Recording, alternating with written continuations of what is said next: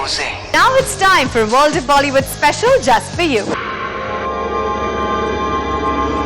This Project Hiss came about quite accidentally, I guess. One of those kismet events where someone had seen surveillance at a barbecue, and a friend of a friend of a friend got a hold of Govind, and before I knew it, I was meeting with them to discuss, this amazing project about Nagan.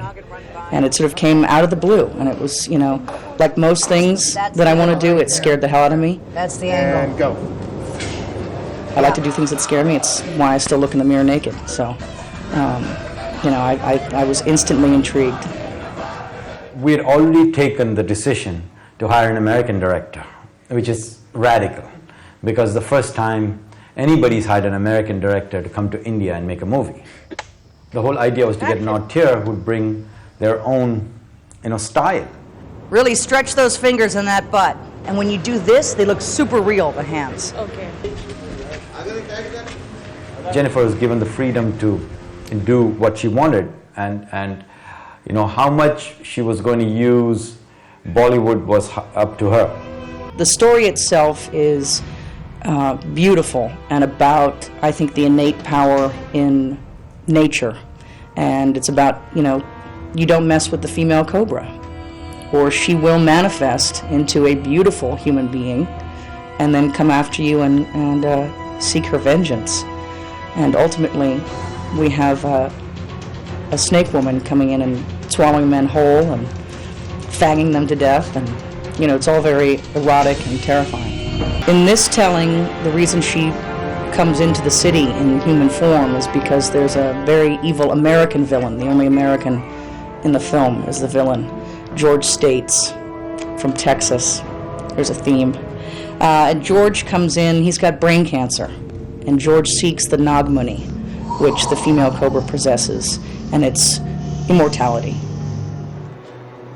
Irfan Khan is a lead detective, homicide detective, and what he really encounters is these terrible murders where he thinks someone's being stabbed to death and then poisoned with cobra venom. But he's not willing to believe there's any sort of a mystical quality to these murders.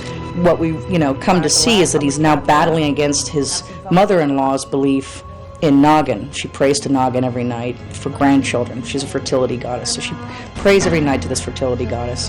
But she's a little bit crazy, his mother-in-law. So there's a battle in the house over what's really happening. Is it something mystical, or is there a killer out there? Any great story to me has a skeptic through which you sort of have your protagonist theme, but there's a dual protagonist in this. There's Nagan herself and there's Irfan, and each of them is struggling with whether or not to believe in themselves or in things that are magical.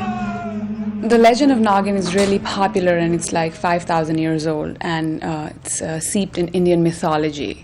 And it's not only Indian, it's the legend of Nagan is also, it's an Asian legend. Wherever Buddhism has traveled, the legend of Nagan traveled, and the snake goddess is also worshipped as a goddess of fertility. So it's like in the West you have vampires and zombies. In the East we have our creatures too, but they are seeped deep in mythology.